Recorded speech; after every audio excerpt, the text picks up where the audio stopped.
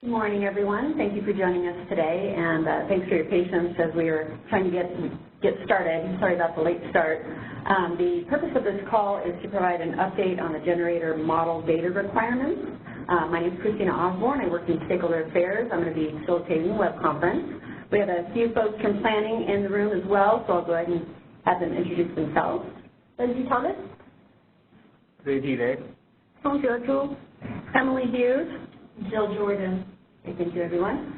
So we are recording the meeting today. We're going to make the recording available out on our website.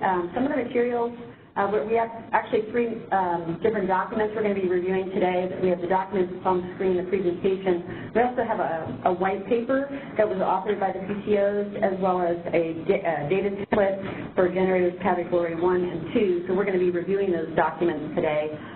If you go out onto the meeting page, you'll only see the presentation. So what I'll do is after the call, I'll go ahead and copy the other two documents over there. So they'll be located in two areas. The spreadsheet as well as the white paper are actually at the transition planning process page. So with that, we're going to pause for questions kind of throughout the call because it is a long call. And if you do have a question, you can raise your hand by pressing #2, and we just ask that you identify yourself first. So I'm going to go ahead and turn it over to Ray. Thanks, Christina. This is Reggie Ray. I'll be starting off with an introduction of the process, and after that we'll jump into a discussion of the data template itself, where we will walk through the data template and provide instructions on what we expect of you and how you need to fill it out and submit it to the ISO. So that'll be presented later by Sandra Zhu. Can you next page, please? So this is just a brief overview of the presentation today. As I mentioned, we'll talk about the process, the data template, and then we'll jump into more of the administrative processes, which includes how we request the data from the gen owners, and then the process we use for the submission and validation. Just to give everyone a brief overview of where these requirements are coming from, Section 10 was added to the Business Practice Manual for Transmission Planning process last year and was made effective August 1, 2018. The section itself lays out all the requirements for the different categories of generators participating in the ISO market, either connected directly to the ISO or connected to the distribution system of one of the participating transmission owners. It lays out the data requirements which are consistent with current NERC or WEC reliability standards, but it also provides the process for the request of the data from the gen owners by the ISO and the PTOs, and then the process to be followed by the gen owners for submitting this data to the ISO and PTOs, consistent with the deadlines for the different phases of generator submissions expected. We established 5 different categories of generators under this section, and these categories were established based on the nameplate capacity and the voltage level interconnection of the generating units, which were identified by resource IDs. We categorized about 1,000 generating units in these 5 categories, which were all the participating generators at that point in time, and we posted it on our website, which is still available today. The Phase 1 requests went out around October 2018, and the submission deadline is May 31st, 2019. We did conduct this very same webinar last year as well towards, I think it was November or December 2018. So this is the second round of this webinar, primarily for those gen owners who are required to make submissions in the later phases, one of which Phase 2 is coming up in October 30th, 2018. Earlier this year, we made some minor modifications to the Section 10, which included allowing for a 60-day cure period. Earlier, it was 15 days only, and the cure period is allowed if the generator owner makes data submission by the deadline, and then after the ISO and PTO reviews the data, they identify any deficiencies in the data submission or any missing data. this is provided back to the gen owner within 90 days, which is the review period provided to the ISO and PTO, and after that the gen owner has to cure all the deficiencies within a 60-day period. Other than that, the modifications made to Section 10 covered changes to the process we use for requesting data from new COD resources. These are resources that have been going online, coming online and joining the ISO market since this section became effective. They are required to submit their data within 120 days of the request sent to them, which is usually after the COD of the generating unit, but they have up to a year to submit the test reports, which is consistent with what we have in the NERC mod standard. When we send the request to the gen owners, it's provided in a letter form which has the instructions for submitting the data to the ISO. It also has some attachments which is sent by a secure link from Excellion. One of the attachments is the generator data template, which has instructions for the gen owners to fill out the equipment data for the generating unit, and as well as some validation instructions to ensure that the data provided is consistent across the various sources provided to the ISO and the PTO. The ISO and PTOs also provide the current PSLS, EPC, and DYD files that are on record so that the gen owners can see what data the ISO and PTO have and make updates as necessary. Later, as part of this webinar, we will walk you through the data template, and which will give you a much better understanding of how to fill it out and how to make that submission to the ISO. Any questions? Yeah, we'll go ahead and pause for questions. Again, if you have a question, you can raise your hand by pressing #2. Noreen, let me know if anybody interested in. Please press #2 on your keypad if you wish to ask a question. We don't have any questions right now. Thanks, Noreen. Earlier this year, we did post a white paper on the transmission planning webpage, which has all the other documents related to this initiative. This was to help generators, asynchronous generators, to develop EMP models for asynchronous generating units.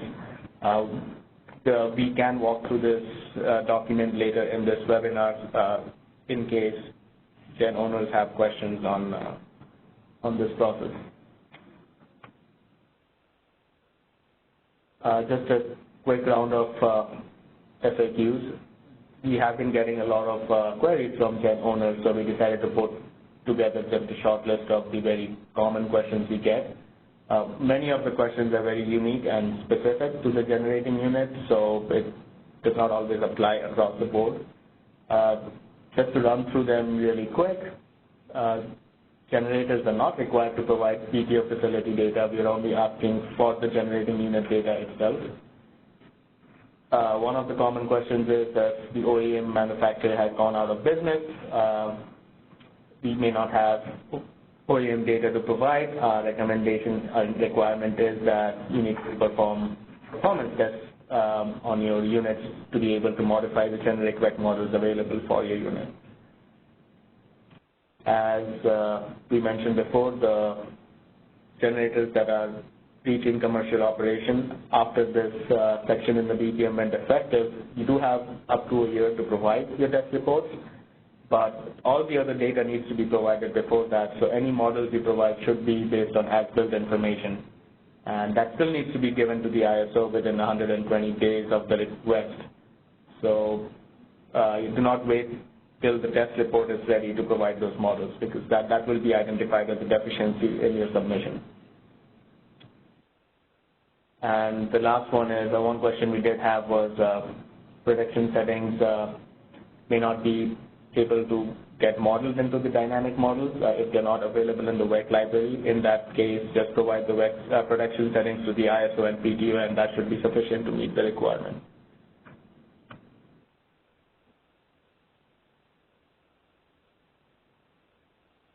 Before we jump into the data request process, I think we can go through the data template on to walk through that.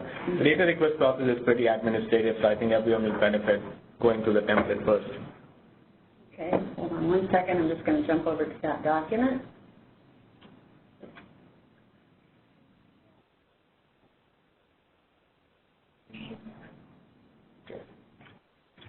All right.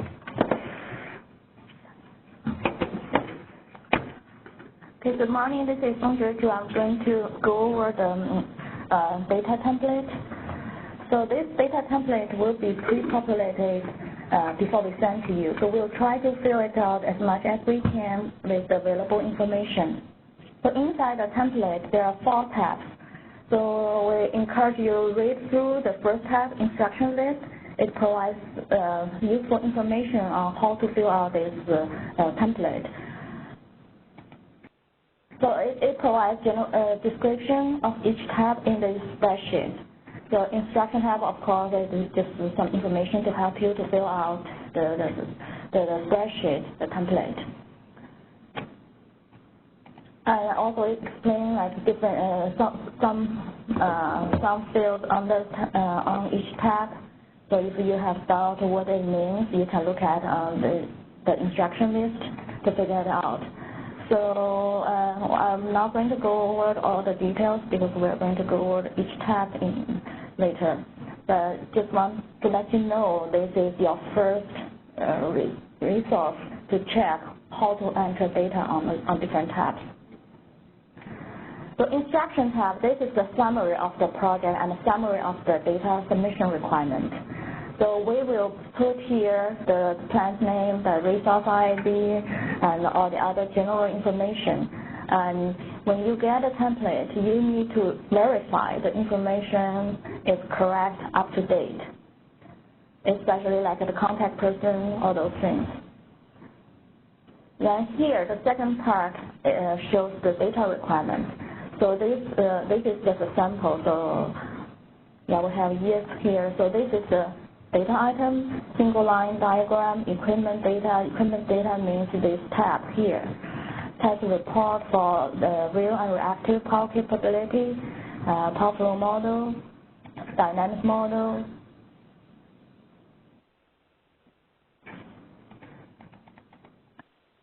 Test report for dynamic model and EMT model. So we'll explain what it means here in column C. Then column D, it tells you whether you are required to submit that. Actually, the status here, there are 3 different status could be shown here. Yes, no, or data on file. So no is obvious, you don't need to submit this information to us.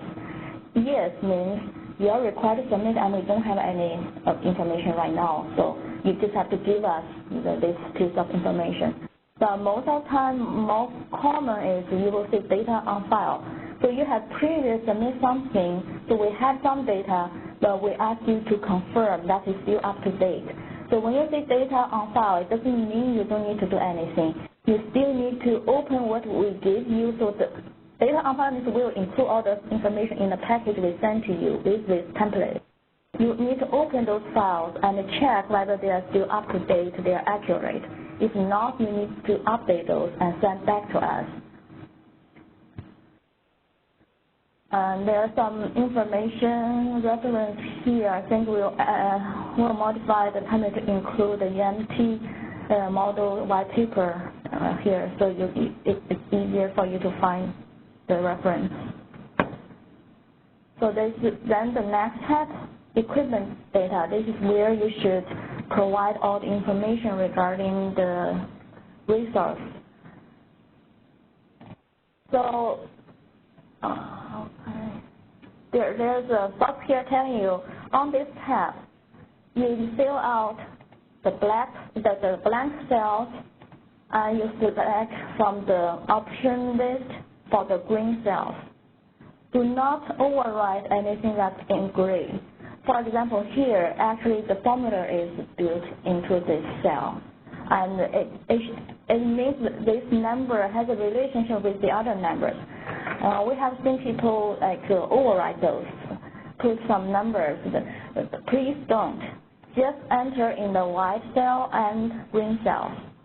leave the gray ones and it will be calculated once you fill out the rest. So section 1 is the capacity information. So the MVA you don't enter. We will calculate MVA based on the individual generators you provide. So the sum of individual generator MVA rating is the total plant MVA rating.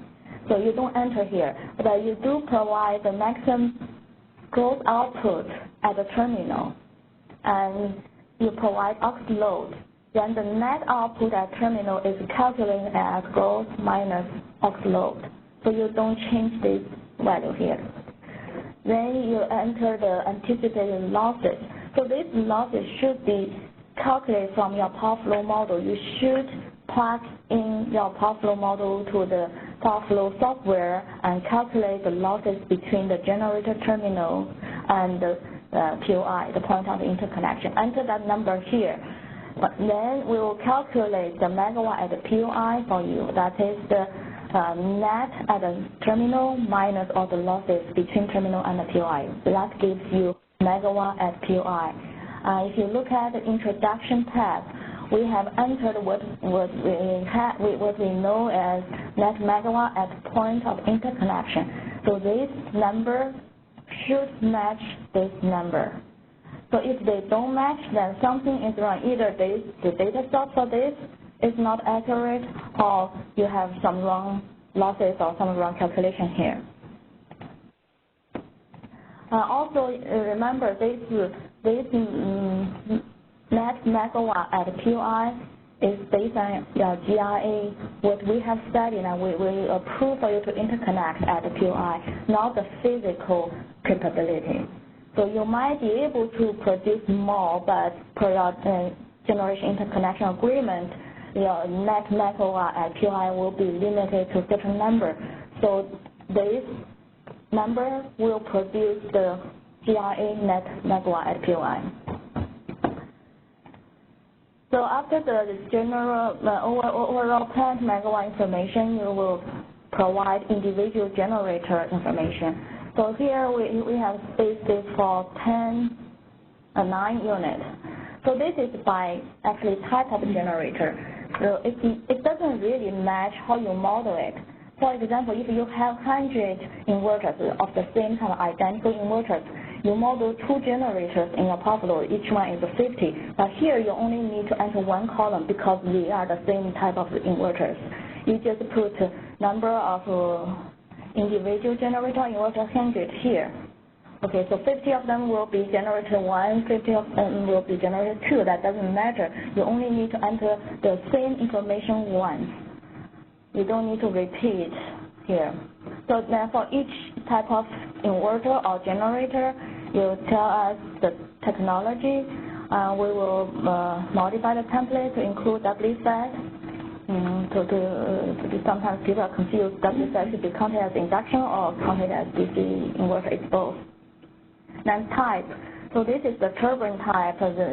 You pick from the list. You pick one of those. Manufacture those. If we know, we will populate those. But a lot of times we are not. We probably, for the older ones, we don't really know the manufacturer, the model for your generator. You will leave them blank and you need to fill out. Number of inverters, and then the terminal voltage, individual MVA rating, individual unit megawatt rating, and power factor information. So once you enter MVA and megawatt, we will calculate the power factor for this megawatt based on those 2 numbers. So you don't enter here. But it will provide the regulation range for the power factor. Also, this section includes frequency response tube information and also includes the reactive power control mode. So this section you need to fill out regardless what type of generators you have. Then the later sections, it depends on the technology of your generators. So if this is a synchronous generator, you will fill out section 3, otherwise you will skip this section. So many of you may be familiar with the IR form. This looks just like our iPhone for new generation interconnection. However, if you see for Synchronous Generator, those parts is much more simplified. We are not asking you to enter every parameter into the spreadsheet. Just tell us what dynamic model you use, and you will attach dynamic model to this spreadsheet. So also, with if it's a Synchronous Generator, you will provide information for generator, for exciter, PSLS, and the governor. So for each component, you select the dynamic model, and the list may be updated as the WAC change their approved models. So we'll keep up with the most recent WAC approved model. So similarly for exciter, we just ask for minimum information. And here, one thing is one frequently asked question is the under excitation limiter model. So UEL1 and UEL2, those are WAC approved models, but those models are not implemented in the software we use. At least for now, they are not. Just specify it and provide a document, but you won't be able to provide the actual model since we don't have that model in the software. PSS and then governor. The next section for Synchronous Generators are the short circuit data. So you will provide the subtraction reactance, positive, negative, and zero, positive sequence, negative sequence, and the zero sequence, and the grounding information. Then protection, tell us if you apply any under over frequency relay and you have any under over voltage relay. If you do have those relays, then provide, here just say yes or no. Typically it should be yes. And then you will provide the corresponding relay setting document and dynamic model to us. Let me finish the presentation, so then we'll stop here.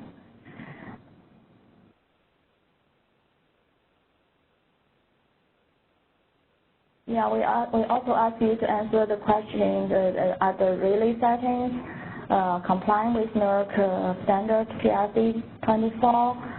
If not, you will tell us what kind of limitation prevents the relay settings from meeting the requirement. Okay, we'll pause here for some questions. Yeah, please, if you could ask your questions verbally, that way everybody can hear. Again, if you have a question, you can press pound 2 to raise your hand.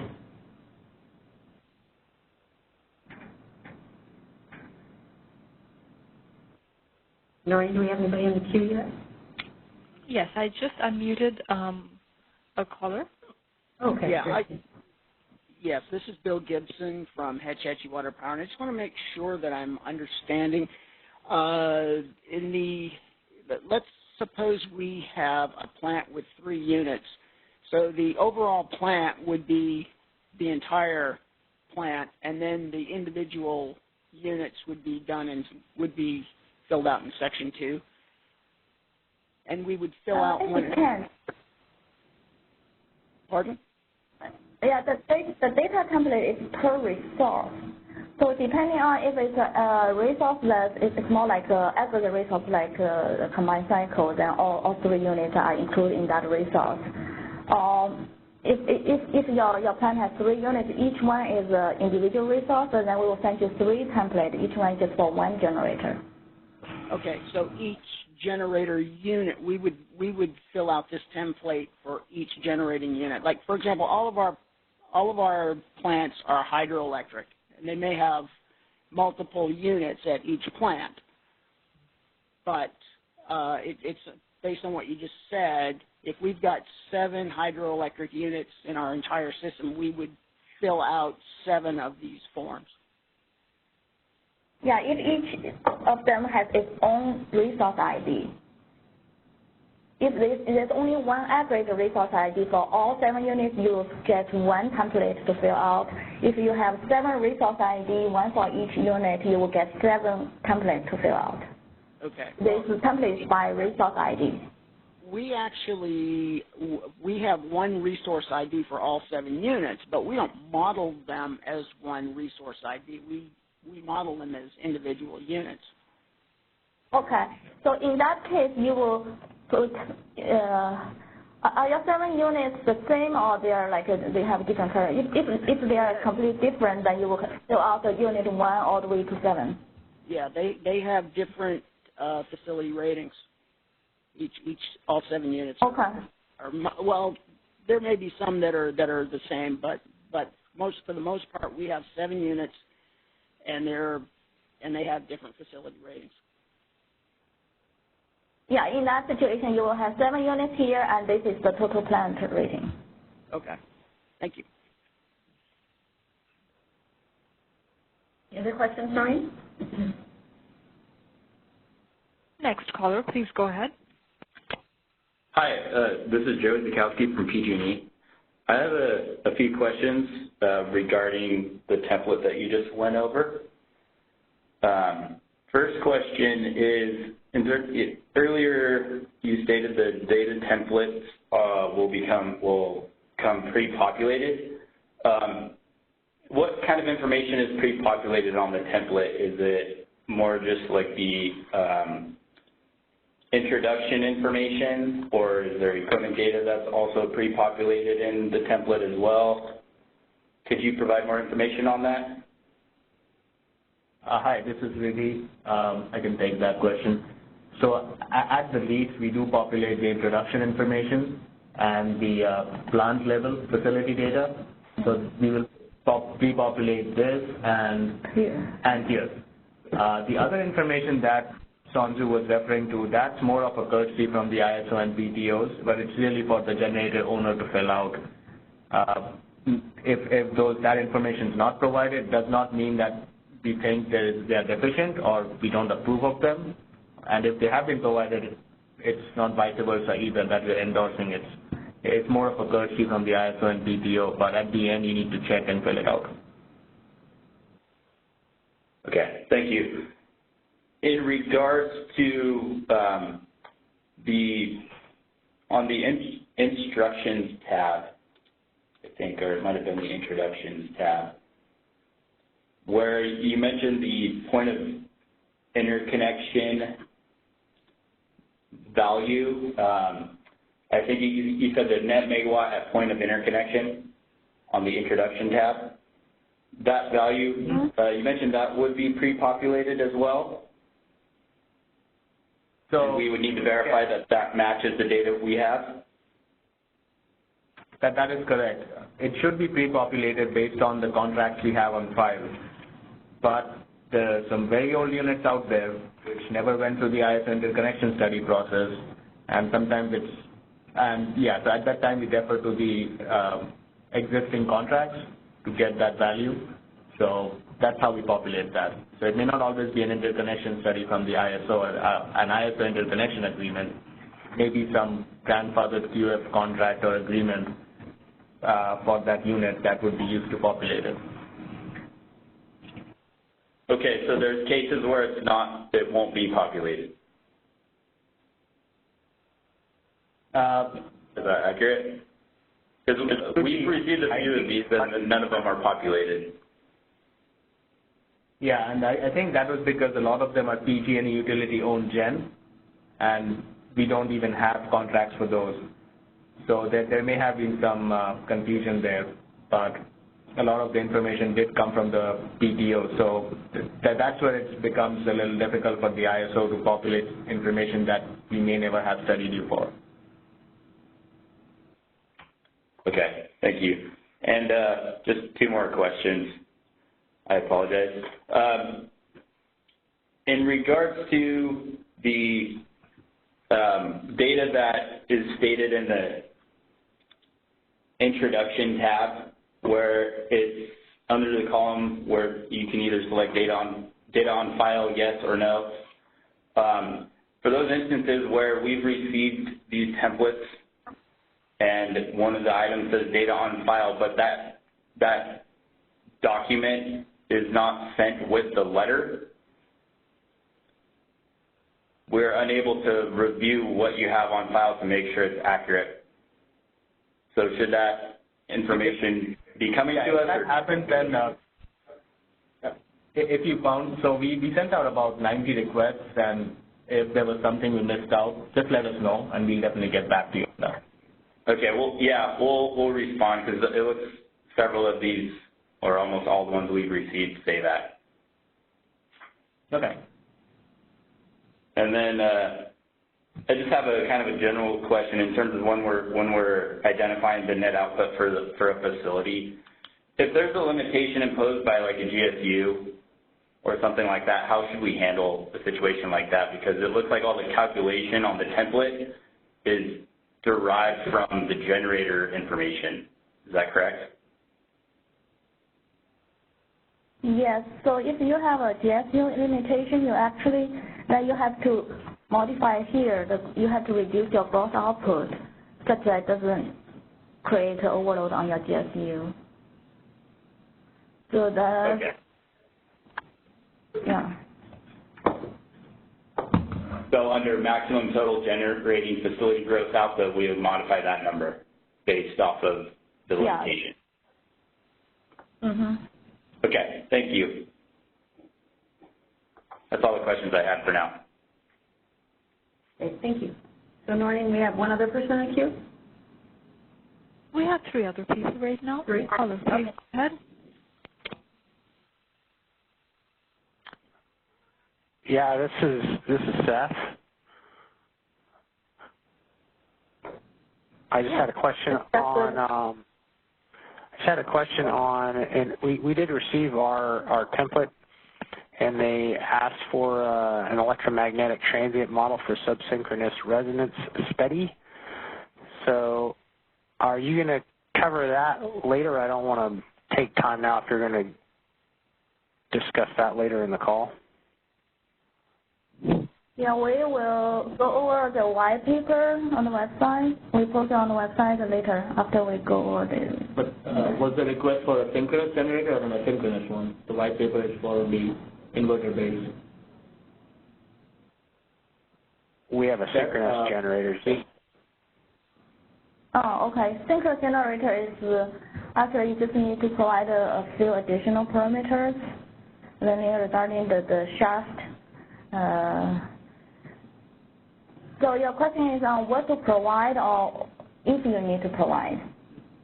Yeah, it says we need to provide, but in the business practice manual, it kind of has a little bit of caveat that if you're next to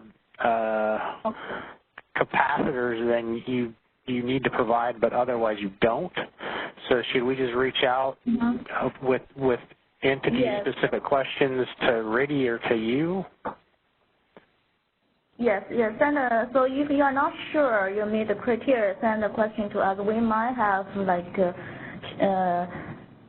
put yes here for some that we don't really need to require the EMT model. So if you have any doubt, send an email to us and we will look at your project where it interconnects to the ISO grid and see if it's close to any series compensator line.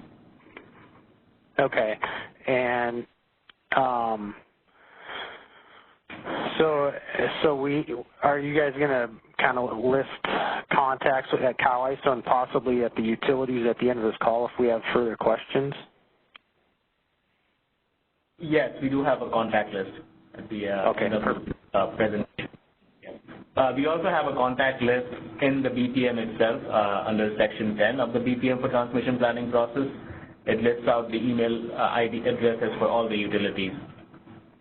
Okay, perfect. That's all I have. Thank you. So one more question, Noreen? We have 2 more questions after this. Hi, this is Don Givari with Use. I went through the last round of this, and I had some of the same questions about subsynchronous resonance as the last person. But my comment is more of a general thing, I guess, for the spreadsheet, is when you add new items, it would be nice if you were a little more specific about things, of what you need. The example of that is electromagnetic transient model.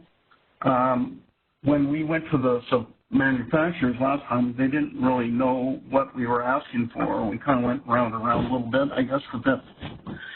So it'd be nice to be a little more specific of what you're really asking for. And as far as electromagnetic transient for each, it would be nice if we had the criteria that you use to determine that. So we could, just verify if the plants actually meet that criteria. And then another example of that is the out-of-step protection models. These are very complex models sometimes, and they're very new. And, so we try to build them, but the problem with that is the PRC 26, I believe is what it is. They don't require to validate those settings until, I think, next year or something. So you're asking for models to be developed before they've actually been validated. And so we spent a lot of time in trying to develop these models, and then later we found out that they're not really required as part of this process, I believe. So it would be nice to know that stuff up front, so we don't spend a lot of time that might be unnecessary for data that you guys don't actually need. Okay, we will try to improve the spreadsheet to be more specific. I think, like for example, the EMT model, I think your comment is valid, and that's what drove us to write that white paper to provide more clarity to the generators.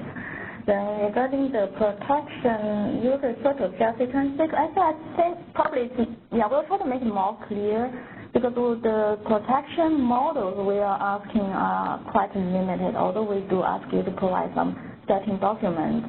But the model in this spreadsheet are kind of just limited to the frequency protection and voltage protection, also the auto-step. So we're not asking for every single protection relay model in your plant. Although those relays are subject to PSLS 26, but we're not really asking for models in this template. Yeah, it would just be nice if there's a little more clarity on that, if that's the case. Okay, we'll try to make it more clear. So, can you just clarify what additional data you would like to see, so that we have more information on how we can manage this?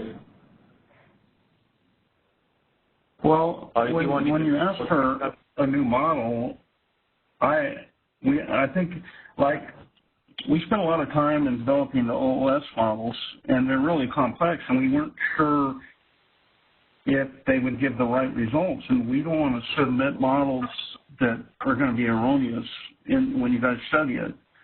And then so we questioned this, and we were told that we didn't need to submit that model, that we just needed to submit evidence that we had that type of protection. So if that's the case, you shouldn't require the model in the spreadsheet. You should just say that evidence, at this time, evidence that you have that model is required. Yeah, for the protection setting? Yeah, I think actually we are in the process of enhancing this template. We'll add some clarification to those protection, like the under excitation model that's not really required. It just asks for information like the auto step. We will update the model. Yeah, because when you put stuff in the spreadsheet, we're gonna work to try and submit the stuff, and then if you don't really need it, or if the model doesn't exist or something like that, it probably shouldn't be there, or should probably clarify, what you guys really want. No, we will add that clarification. Okay.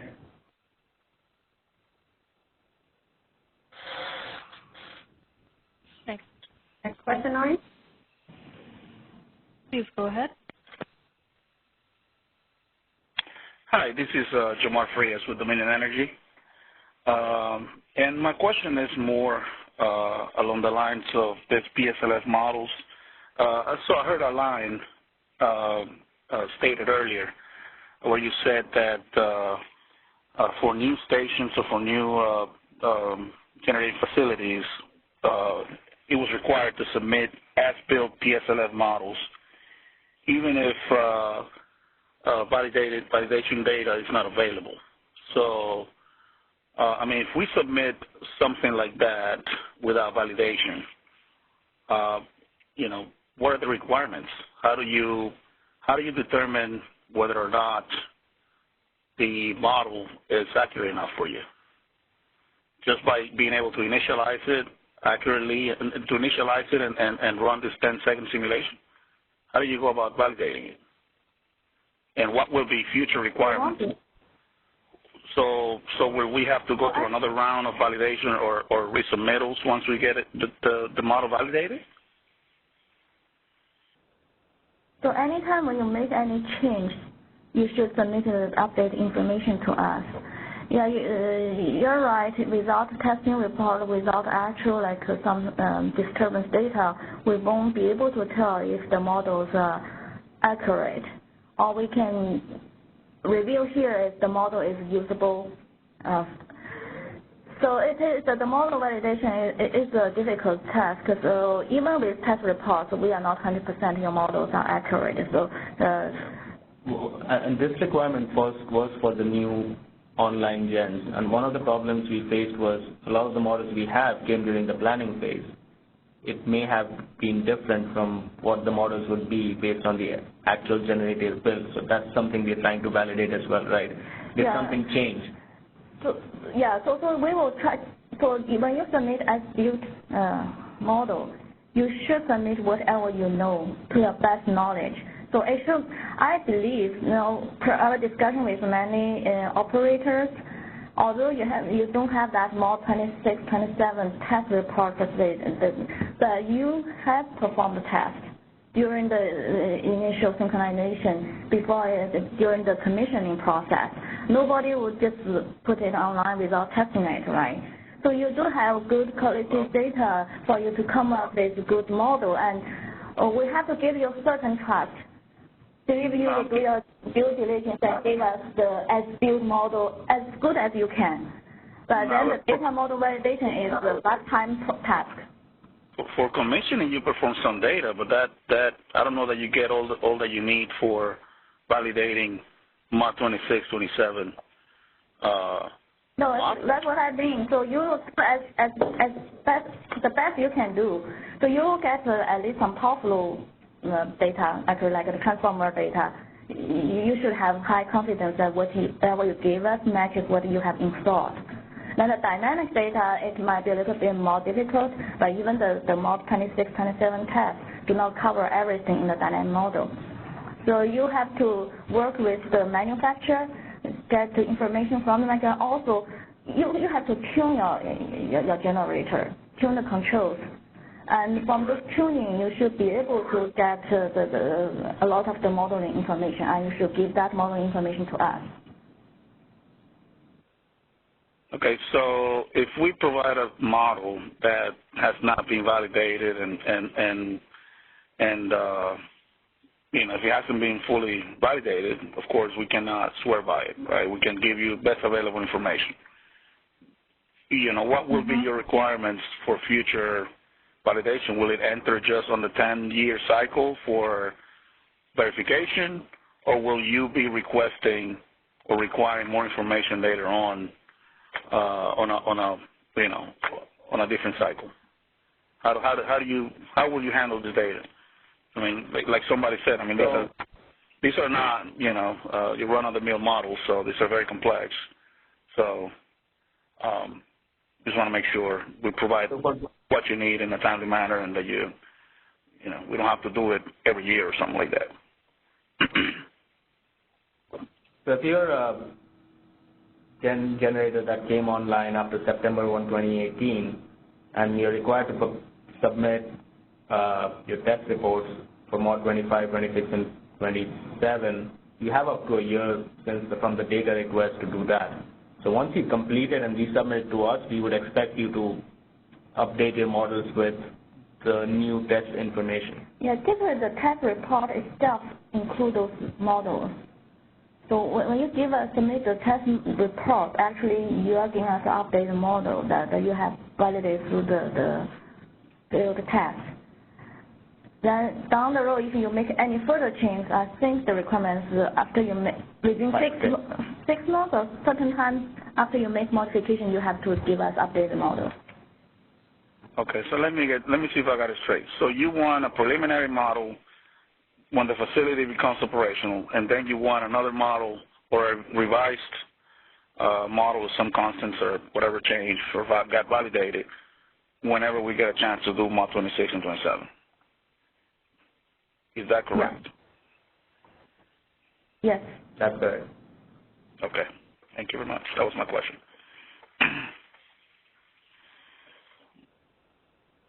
We don't have any other questions at this time.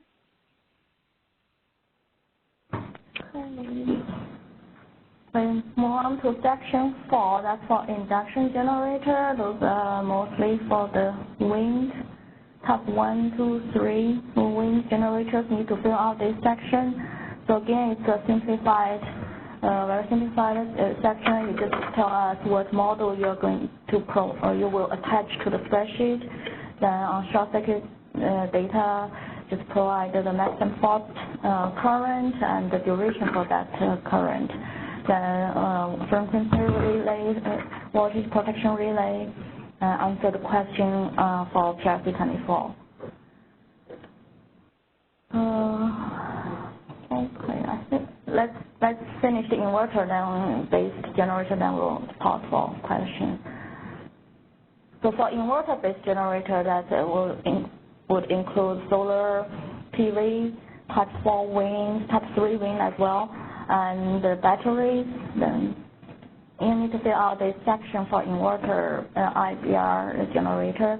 So the first section is the fault current. We may, in the next version of the template, we'll probably modify this section. How we ask for fault current. So this was out of date. It's not very clear what those terms mean. And NERC has a recent recommendation on the format of fault current contribution from inverter-based resources group. But that is way too more complicated, so we'll figure out a way that doesn't make it a huge burden on you, but also provide us with sufficient modeling information. But the idea is similar, but the latest NERC recommendation is to fill out several tables on the different faults, like three-phase fault, line to ground fault, line to line fault. Then at one cycle, 2 cycle, 3 cycle, 4 cycle, keep going. So every cycle, what's the fault current? So that's a very detailed. It's almost like a time sequence plot trajectory for the thing for different type of faults.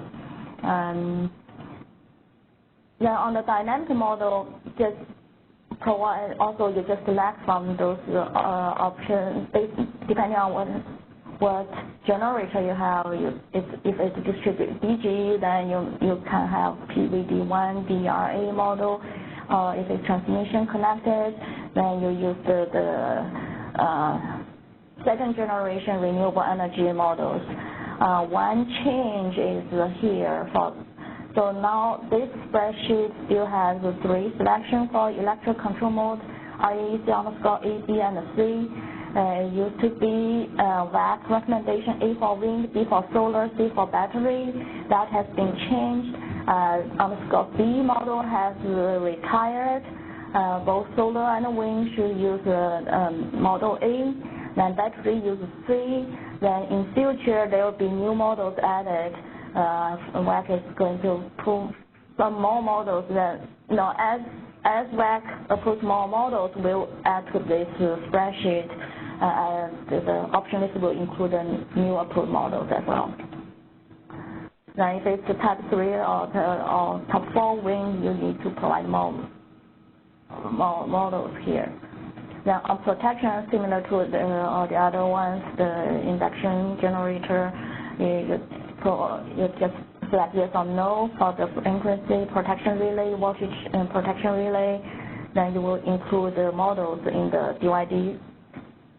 Then regarding PRC24, tell us if you need them or not, if not, why. And for inverter-based, we have a few more data items than the other type of generators. So first, specify current injection priority during and after a fault. I think, yeah, this question kind of assumes that you will have the same priority during and after fault, so it will be either P priority or Q priority. So this is for the current existing solar PVs. You can choose. Actually, in the future, we do require all the inverter-based resources to have Q priority. Then I will have certain questions regarding whether the inverters use momentary cessation as a way to ride through fault. So you select yes or no to answer this question. If yes, then you will answer more questions. What's the voltage threshold for the inverters to go into momentary cessation? What's the time delay before the inverter restores normal current injection after the voltage is back to normal range? What's the ramp rate for the active current for that recovery? Also, we ask for, all those are provided in per unit, so we ask for the MVA base for this ramp rate per unit value. So that's about the inverters. Induction generator and inverters. Or any questions on those two sections? So again, if you have a question, you can press #2. There's 90 people on the call, just so you know. Please press #2 if you wish to ask a question. We don't have any questions at this time. Thanks, Maureen. Okay. Then next section 6, what is power factor control device? This is required for all types of generators. So every submission should include information here. So first, what's the reactive power capability from the generators themselves? We will provide Qmax, Qmin here. We have already calculated for your reference, what could be the VAR capability based on MVA and then megawatt ratings. So you can use this to check. You should not enter a value that's beyond this range. That doesn't look feasible. Then also provide the expected temperature, operating temperature, and that this capability should be under this temperature.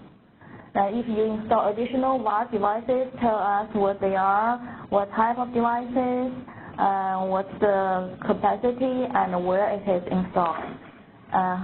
Then at the end, if you have multiple VAR devices, then tell us how you coordinate the controls among those different devices.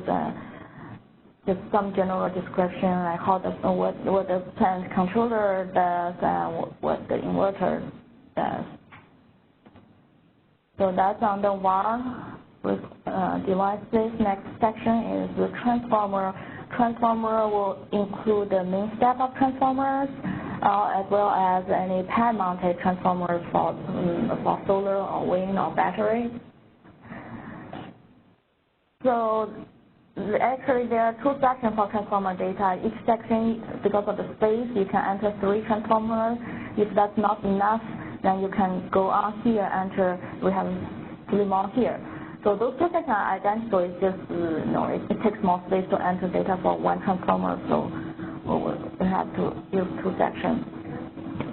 So there, you could use 2-winding transformer or 3-winding transformer. If it's 2-winding transformer, ignore anything related to Y-winding, leave them blank. Don't put inconsistent data. If it says it is a 2-winding transformer, but you enter, for example, XY impedance, that will confuse us. What transformer are you using? So make sure it's consistent. If it's 2-winding, just enter data for H and X winding. If it's 3-winding, you will enter data for all 3. Provide the MVA, the voltage, and the other impedance data. That's it. Okay. Again, so here is number of transformers. If you have 3 transformers, they are identical, just put 3 here and enter the data once. You don't need to put enter 3 times. So for the transformer, then we also get the geomagnetic disturbance data here for the transformer. So you will, so there are certain questions depending on the answer to those questions, you need to provide some data or not. So those 3 are calculated because you have already told us about your transformer, so we can tell if the high side voltage is greater than 200 kV or not. If the high side of transformer winding is Y grounded. So if yes and yes here, then you need to provide those data here. The DC resistance of the transformer and the main substation earth resistivity. If one of them is no, you don't need to put anything here. Also, we ask the same thing. If yes, then you answer those 2 questions. Does the transformer have a GIC blocking device, and is that enabled? So typically, this is because this requires high side voltage greater than 200 kV. This really just apply to the main step-up transformer usually.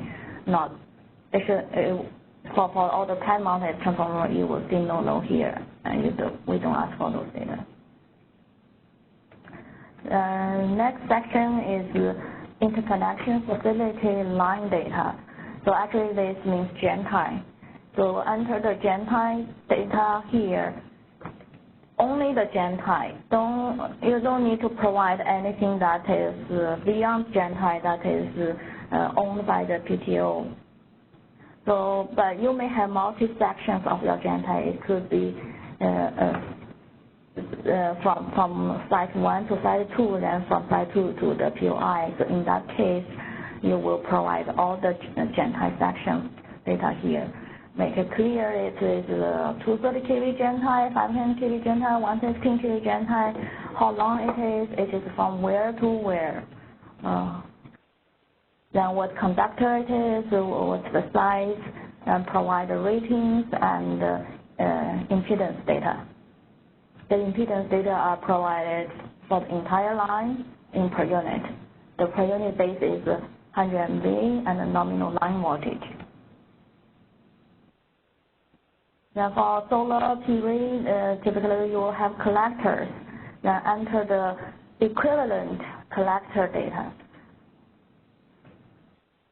So because those are equivalent lines, so the data is even more simplified. Just tell us the voltage, then the line rating, the equivalent line rating, and the equivalent line impedance. That's all we need.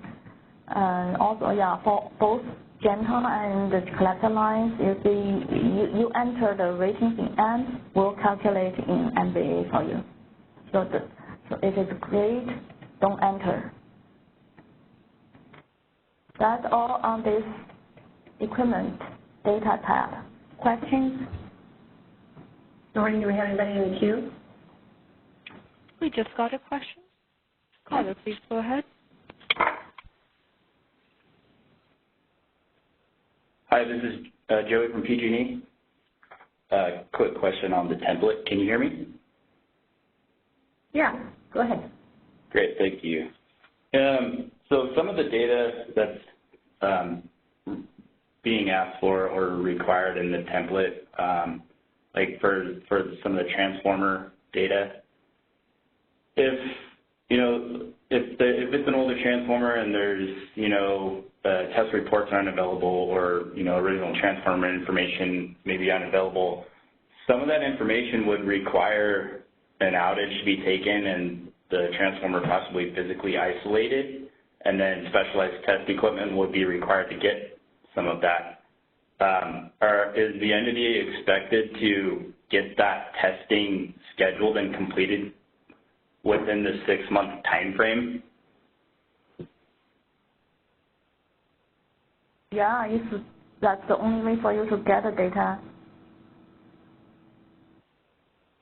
So we're asking to take an outage on a large generator in order to get that information within the 6-month time frame. So just to clarify, if you really need that information as to some this point, you probably will have to take an outage. But you could also parallel that outage if your generator already has something scheduled for that year. It's pretty common for large generators to be out for maintenance as such. If there are real reliability issues for taking the outage on that gen, then you can get in touch with the ISO and the PTO side of PG&E, and we can work on that. But this is a pretty unusual situation.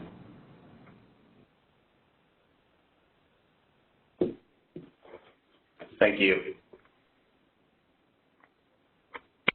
Any other questions? We don't have any other questions. Okay, the last tab, validation. So after you fill out the equipment data, you should go to this tab and do a self-validation of the data submission. So column A is where we provide for you to self-check everything. So those are the questions you will answer yourself before you give it to us. This will reduce the deficiency later on. And when there are too many deficiencies, you have a risk of not able to cure everything on time. So check the data quality before you submit. So first, you already know what is required from this tab. So double check everything. If it's required, you should include that, and you did include that, you select yes. If it's not required, you can say not applicable. If you have to select something as no, then you already know that's a deficiency before you give to us. So make sure here is all yes or NA. Don't have any no here. Then answer the question. So you should check so this tab should be filled out properly. All the information is provided. Then check yes. Also cross-check the information. So single line diagram and equipment data, they should be consistent. The power flow model should be consistent with the data you provide here. And the dynamic model also should be consistent with the equipment data you provide. And then check the date of your test report. The real and reactive capability report should be less than 5 years old. And the capability in the power flow model should be supported by your test. Your dynamic test report should be less than 10 years old. Also, the dynamic model includes everything that we ask. So whatever depending on the technology, you include all the generator model, the wire control model, the frequency control model, and the protection models. And also, you should test your models. Make sure the dynamic model initializes without error. I believe in the BPM we asked you to provide a screenshot, right, showing the initialization going through. And also, you need to check that your model produces a flat run. Do a 10-step and no disturbance simulation, and look at your real power output and reactive power output. Make sure they're flat. If you answer yes to all those questions, the quality is pretty good. There might still be deficiency, but then the risk is managed. So please do check all those things and make sure your answer is either yes or NA. Once we receive that, we will also check the same thing. Then we will put our review here. We'll enter our review here, yes, no, or not applicable. Yeah, if you say yes, we may find something more, and we may say no. Then we have further review beyond those, so more on the quality check of the models. So we will look at the parameters of your dynamic model, are those reasonable, and also if they meet the applicable reliability standards. We'll check if the voltage control is properly coordinated, so no counting. And the control or the voltage control is consistent between power flow model and dynamic model. The generator meets the reactive capability requirement. So every generator has its depending on what type of technology and when it come online, the requirement might be different. So we'll apply the applicable requirement to each resource and verify that. The protection settings should meet the interconnection requirement. So we check the base load flag is set correctly in the power flow model. And if we require EMT model, we will kind of benchmark the EMT simulation with the positive sequence low flow transient stability simulation just to make sure the models produce them. They won't be producing the same simulation results, but they should produce consistent results. So that's a kind of back to the original question. Somebody raised about validating the model. You know, you give us a build model if you give us both the PSLS model and the EMT model. Even before the EMT model is typically very detailed from the manufacturer, so it should reflect what the generators actually do. So this is another way to kind of indirectly validate your dynamic model before the test. And the ISO and the PTO engineer will provide so there will be detailed comments under each item, but then we will also provide a summary of all the deficiencies in here. And then they will be, after you submit, we'll review, put comments here, we'll send back to you for you to cure any deficiency. So that's the template. Any question on the validation tab? And just let us know if anybody enters the queue. Again, you can press #2 to raise your hand. We don't have any. We just got a question. Okay. Caller, please go ahead. Hi, this is Tyler from PG&E. I had a question about the EMT models. It's a little unclear to me. I've spoken to you guys previously, and my understanding is there's very limited generators that would be needing those. I believe most of our templates say that they're needed, but I heard that there might be some corrections to that. Is that correct?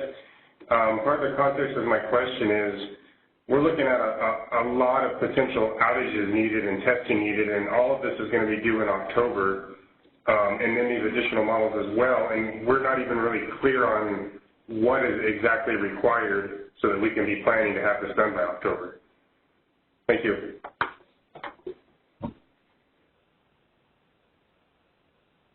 I think for the EMT model, we can go check the model request.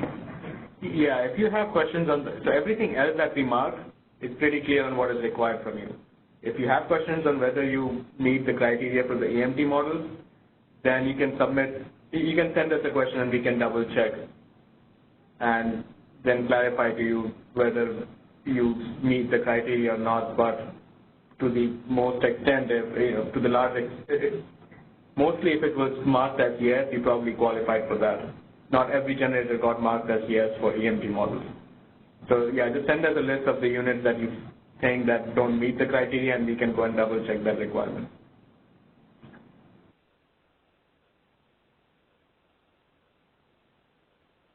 That your only question, Tyler? Yeah. And also, the EMT model requirements comes from the PTO. So a lot of this was marked by PG&E transmission side, so we do coordinate with them on that, and we can do that again. We do have 2 more questions. Okay. Caller, please go ahead. This is Joey from PG&E. Yes. Can you just back up and identify where the criteria is for the VMT model, where we can get clarification on that? Okay. So the BPM says if the generator is close to a series compensated line, then the EMT model will be required. So for PG&E, I believe the criteria is if at the 6th switching action, your generator is reduced to a series compensated line, then we will opt for EMT model. San Diego has their criteria in the interconnection handbook. They have listed 5 substations, I believe 5 substations. If your generator is connecting to one of those 5 substations, you will be required to provide EMT model. SCE is, in general, except for metro area, all the other areas you will need to provide EMT model.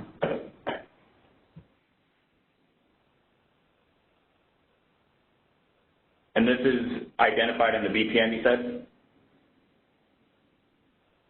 No, so the San Diego criteria is in their interconnection handbook. Others, like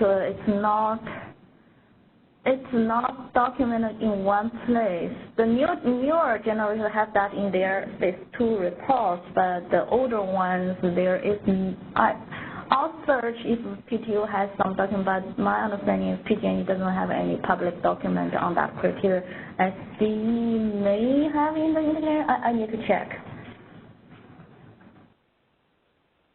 So the takeaway from this right now is depending on what is identified in the introduction tab of all of these templates we've received is dependent on the input by the PTO. Yeah.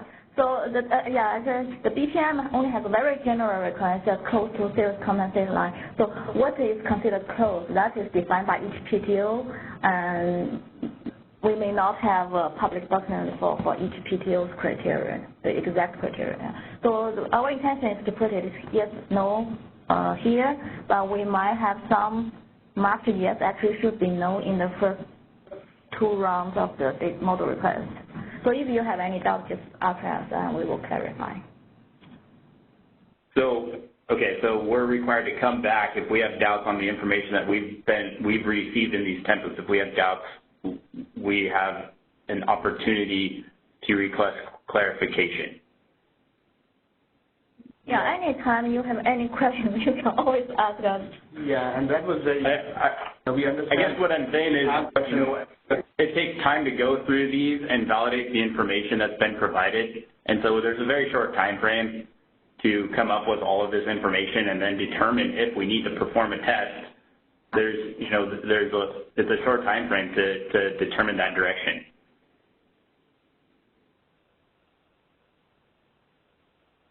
Well, that's why we send out the letters to you 8 months in advance. And we always get their owners sending questions to us very quickly or if they have need for any clarifications. So this is not something new that we are dealing with, and we expect the same from PG&E as a gen owner as well. If you have a question, ask. The most part we try to be as accurate as possible, but we are also asking for a lot of data, and you're giving our best effort to fill it out. And if you really, and you know your generator best, which is why we're always open to responding to your queries, and we do respond to them very quickly in conjunction with the PTOs. Thank you. Any other questions, Noreen? We do have 2 more questions right now. Caller, please go ahead. Hey, this is Seth again with Chevron. Already you mentioned the contact information in the business practice manual. That's the grid modeling data at caliso.com, the gen model at PG&E, base case at SCE.com. Is that correct? Yeah, that's correct. So, I've reached out to the SCE Grid Control Center about our proximity to these, series capacitor transmission, series compensated transmission lines, but actually that question should be directed more towards the planning department, and that would be the base case at SCE.com. Is that correct? Yeah, that's correct. Send an email to base case at SCE and to us at grid modeling at caliso.com. Okay, perfect. Thanks. So, one more question, Noreen? Caller, please go ahead. Yes, this is the last question here. Hello, this is Joel Anthus. PG&E power generation.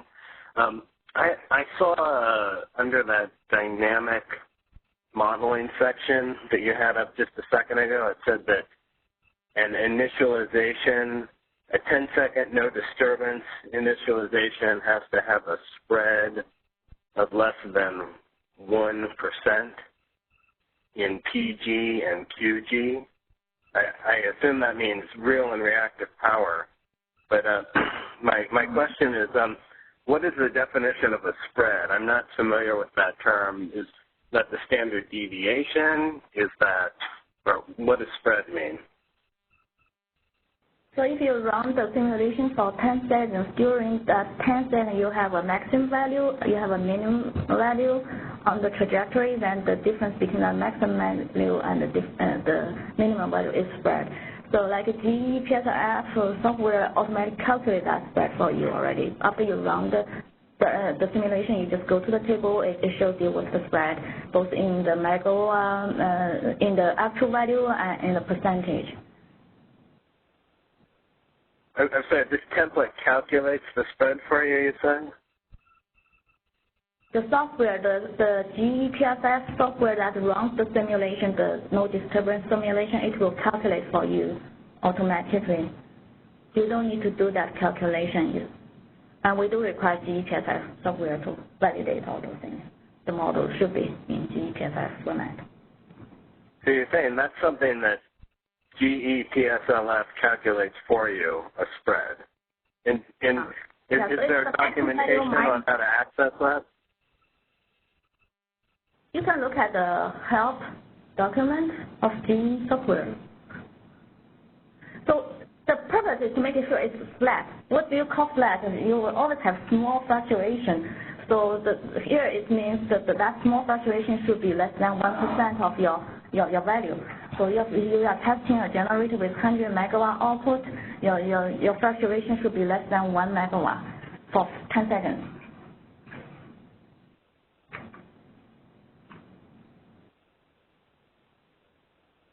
Okay, thank you. Okay, thanks. So that was it, Noreen? Yes, we don't have any other questions.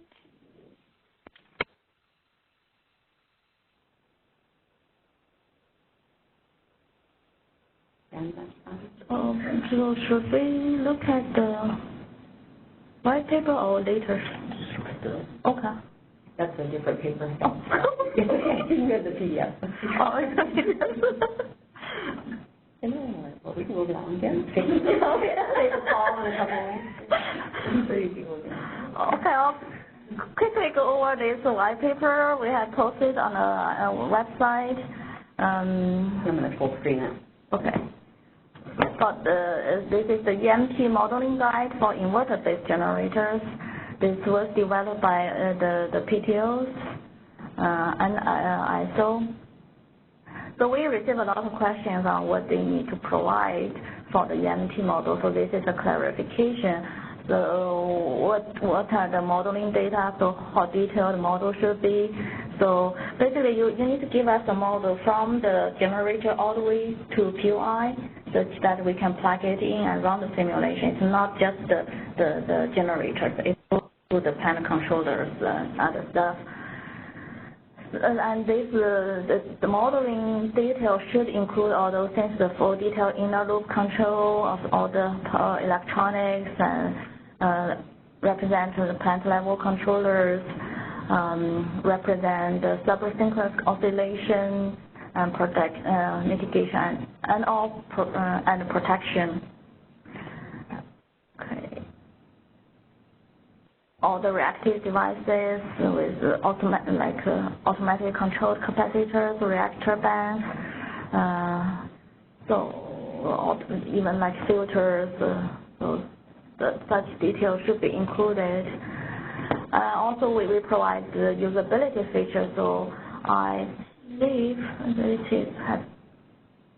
So most of usually you give us DLL dynamic link library files, and they should be able to compile with the G Fortran 4.2.1, 4.62.2, and Intel Fortran compiler version 9 or higher.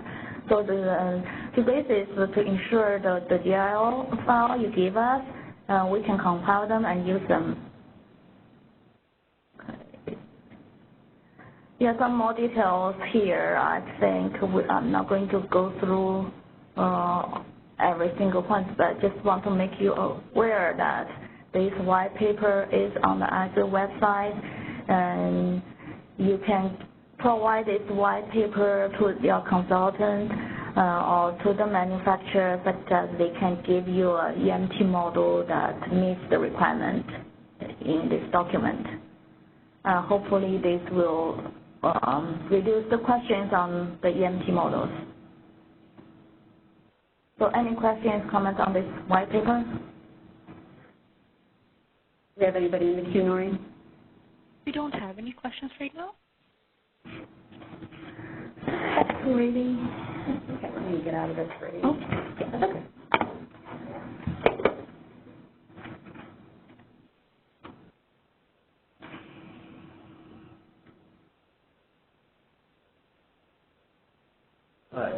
Yeah, so now that we've gone through the data template and the white paper, we can wrap up just by going through again the data request process that we have.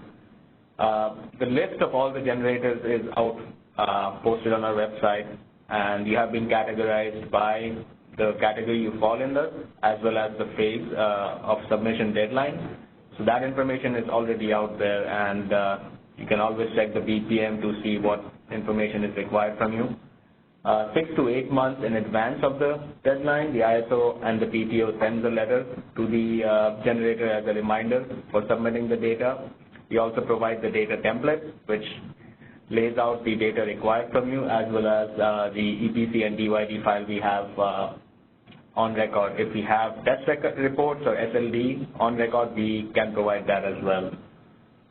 We've already gone through 2 phases of requests, and we have 1 more phase coming up later this year. If you have any questions regarding the letter, please reach out to the ISO and the PTO, and we are more than happy to respond. It's always useful for you to get clarification up front rather than wait till later in the process. I think somebody entered the queue. Okay, sure. Yeah, so we'll go ahead and take the question, Noreen. We don't have any questions at this time. Please press pound 2. Yeah, someone named Maxwell said he had a question. So Maxwell, just press pound 2 to raise your hand.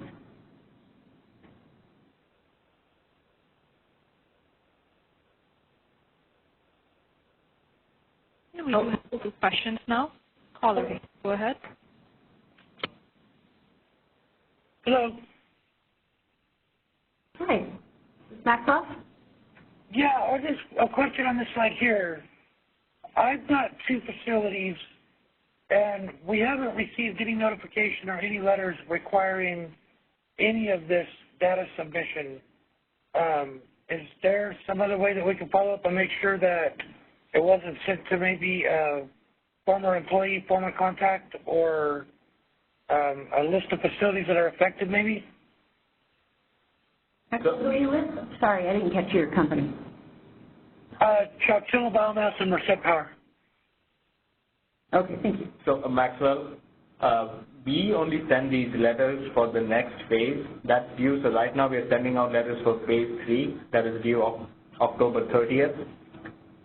Sorry, we sent out letters for phase 2 that is October 30th. If your units weren't in that phase, you would not have received that letter. What you can do is go and check the spreadsheet online to see which phase your resource falls under. Right now we have reached out to all the gen owners that are due October 30th, and we have received confirmation of that. So I'm pretty sure we haven't missed your units. Okay. And that spreadsheet's available on the ISO website?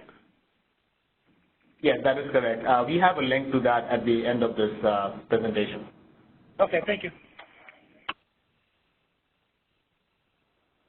We have another question? Next question. Caller, your line is unmuted. Please go ahead. Yes, this is Dan Rethemeyer from Vistra. I had a question similar, I guess, to what the just previous caller asked, and I'm not aware of having gotten a letter yet, and maybe that's maybe that's because we haven't got one because we're not in the right phase yet, but it sounds like you're going to provide a link that we can find that out on. My bigger question, I guess, is we're a merchant generator, have a couple plants in CalISO, and a lot of what I've heard today is there's a lot of modeling. Merchant generators, basically, they don't do models. They don't do this sort of work. It's just not part of their business. And my company is in regions. We're in 5 different regions, and I guess we never had a request like what I saw on this call today for Mod 32. It is common for us to get Mod 32 requests to provide like unit characteristics to the transmission folks, different constants and so forth, and then kind of make sure those don't change from year to year based on specific data requests from the transmission planners each year. But this one seems to be much more than that. And I just wanted to, maybe you could clarify for me as a generator owner of a merchant unit in CalISO what the expectations are for a merchant generator compared to what you talked about today. So all the units in the ISO except for the utility-owned gen are merchant units. This requirement applies to everyone. Merchant owners may or may not have the in-house capability to do it, but we have always seen that they engage outside vendors to perform these tests or modeling for them, and that has been pretty standard practice in the past. So this requirement applies to you as it does to every other generator that's participating in the ISO today. In terms of other RTOs not having this, we're pretty sure that PJM and MISO established these processes and requirements even before we did. So it's not very, I don't think we're very far off from what they request. I'm not sure if you operate in those regions. Yeah, we're in those regions, and this is, there's a big difference between what I heard today, the expectations, and what we have to do on an annual basis in PJM, for example. But, you know, we'll make it work, whatever we have to do. Okay. All right, sounds good. And if you have any questions on any requirements that you need clarification on, please reach out, and we'll be more than happy to assist. And we have another question for you. Caller, your line is unmuted. Please go ahead.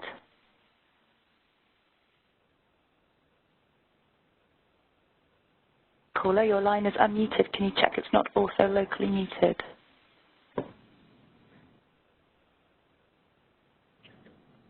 Okay, nobody's on that call. Let me put the next line through. Caller, your line is unmuted. Please go ahead. My question is about electromagnetic modeling.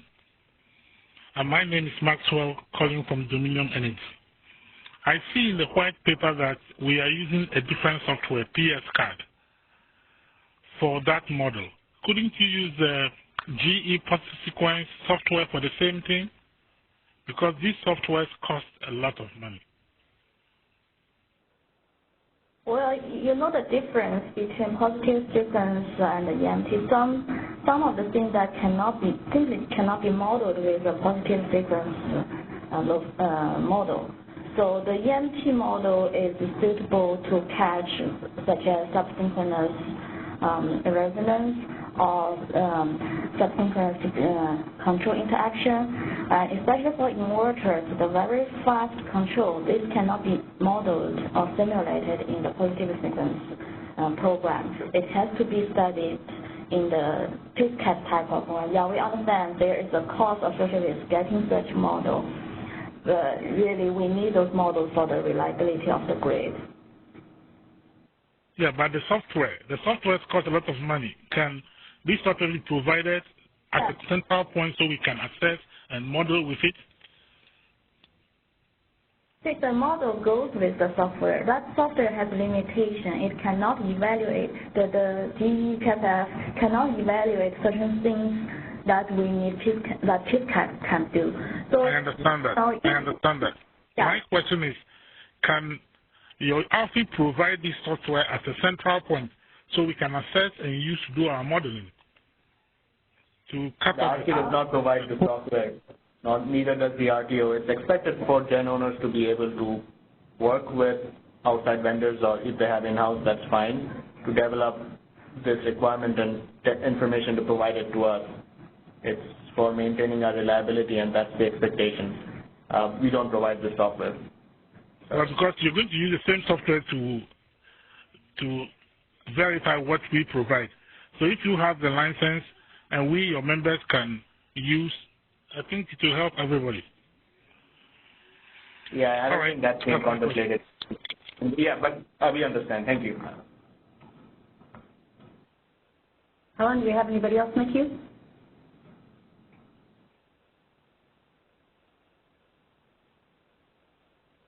Helen, is there anybody else in the queue? There is one more question in the queue. Caller, your line is unmuted. Please go ahead. Caller, your line's unmuted. Please check it's also not locally muted. Okay, and nobody's on that line at the moment, so there are no more questions in the queue for you. All right. The request process for new generators is a little different. Each time a new gen comes online, the ISO sends this very same request to them after they reach COD. All the generators that are coming online either have an interconnection agreement with the ISO or with the local PTO, and those interconnection agreements do require submission of as-built data within 120 days. So that's where the 120-day requirement came from. The test report requirement was more in line with the existing MOD standards, so which is why you have up to a year to provide the test reports following the data requests we send to you. But the letters should be the same, the submission instructions are the same for you, so are the requirements.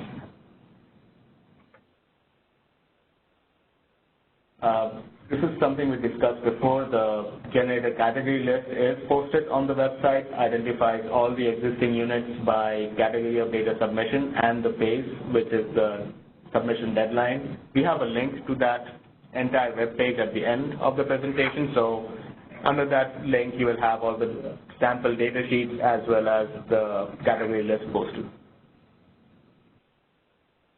This is an overview of how we set up the category. This is in the BPM today. In terms of the submission process, we on an average get about 100 generators submitting per phase, which is why we try to maintain a standard identification for each generator so that we can track it and make sure that we receive all your data and respond to you in time.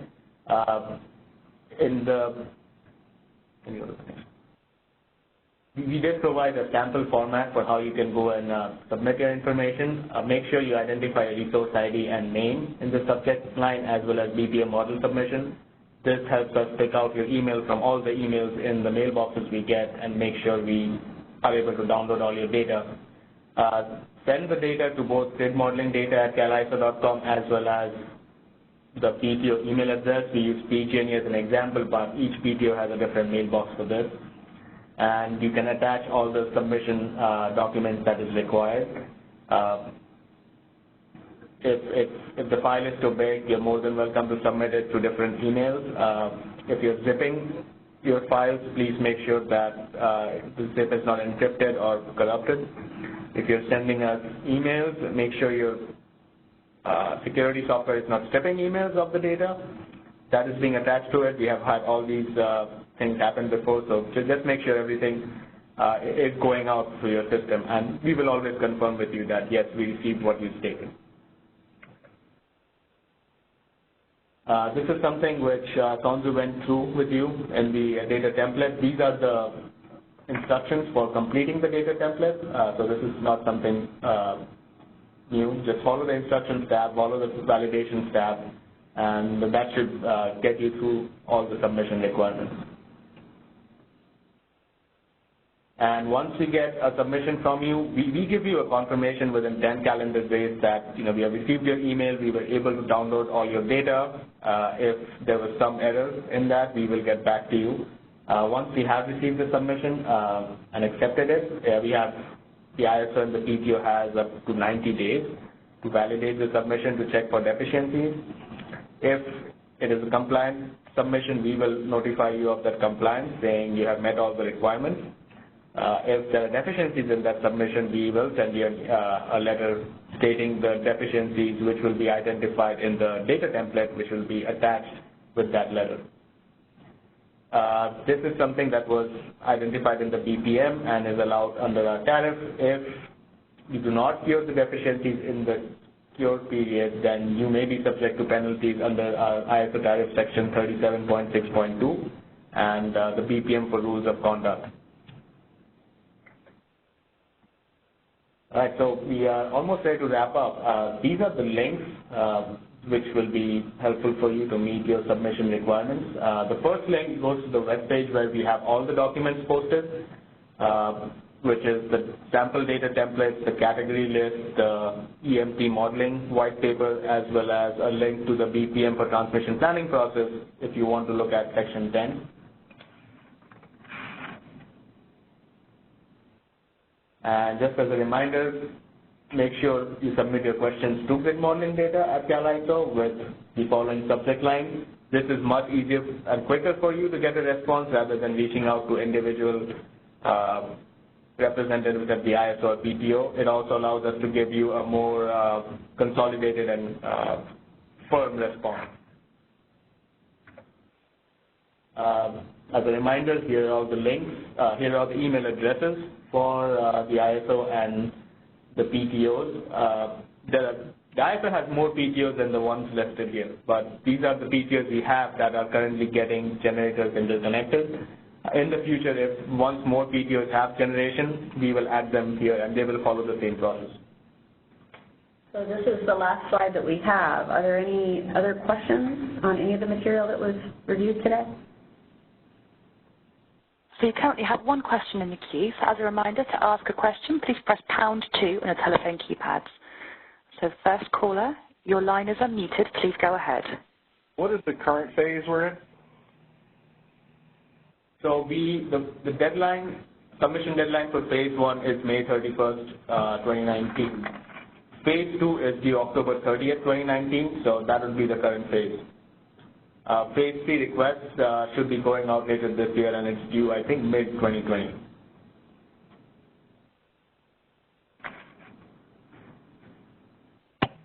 Any other questions? Okay.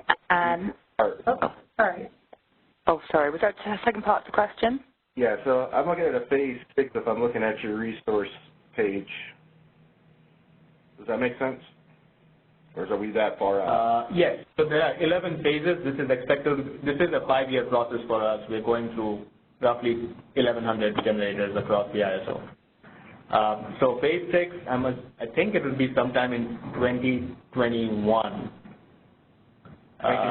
The deadline for each phase is in the BPM itself, so you can go and check it. I don't have it handy right now. But if it's that late, we'll probably get a data request sometime in 2020. But you're more than welcome to reach out to us if you have any questions on your requirements, and we can provide that to you so you can get ahead of the curve. Thank you. Okay, so we'll have the next question for you. Caller, your line is unmuted. Please go ahead. Is there any chance that you guys can provide this material you just went through, like, to everybody on the phone, or how can we get that? Do you mean the webinar? The webinar. Like the PowerPoint presentation? So I think the PowerPoint presentation and the recording of the webinar will be posted. Yeah, the PowerPoint is posted, so it's out on the miscellaneous stakeholder page. So that's linked. If you go to Stay Informed, the tab, and you go to Stakeholder Processes, you'll see at the top of the page Miscellaneous Stakeholder Meetings. There's a group at the top of that Miscellaneous Stakeholder Meeting page for this webinar. We probably won't get the recording until early next week, so look for it then out on that miscellaneous stakeholder page. But the presentation's out there, and what I'll do is I'm going to copy over the white paper. Any other documents that we discussed today, I can copy over to that same group. But those documents are out on the TPP page. Yep. Yeah. And just as a closing reminder, when you send questions to the ISO and the PPO, it'll be very helpful if you identify which units you're asking about. Some of the questions can be very specific. So it's a little difficult for us to answer more generic questions. We may not be able to help you enough for that. And the other is that we provide this information, such as the models and the data on record, to the generator owners. If you are a consultant working on their behalf, we may not be able to provide that data to you, but you can always get it from the gen owner you're working from.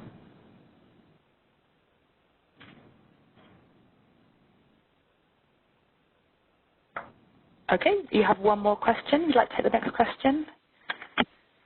Caller, your line is unmuted. Please go ahead. David Rica from Pacific Gas and Electric, Diablo Canyon Power Plant. And I had the same question the other gentleman had as a presentation. We're trying to get it. I'm looking at your website, and I don't see this miscellaneous stakeholder meeting place. So you know what? It might be easier. Never mind. So if you go to the Stay Informed tab at the top of the page, and you'll see a drop-down. It says Stakeholder Processes. Okay, I found that. And select Stakeholder Process. Okay, and at the top of that page, you'll see a link that says Miscellaneous Stakeholder Meetings. Okay, I've gotten to that point. Okay, and if you click on that, there should be a group at the top for the generator modeling update. Do you see it? The presentation for generator data modeling requirements, May 30th, is that it? That's correct, yes. And like I mentioned, I will copy over the other documents that we reviewed today in that same group. So those will be available in 2 places. Thank you. I've got it now. I appreciate it. Thank you very much. Okay, no problem. Sure. Any other questions, Helen? No, there are currently no further questions in the queue for you. Great, okay. Well, thank you all for your participation. We really appreciate the questions. And again, you can reach out to these email addresses if you have any further questions. Thank you very much. Thanks, Helen. Have a nice day. And that concludes our conference. Thank you. TNT Event Conferencing Enhanced. You may now disconnect.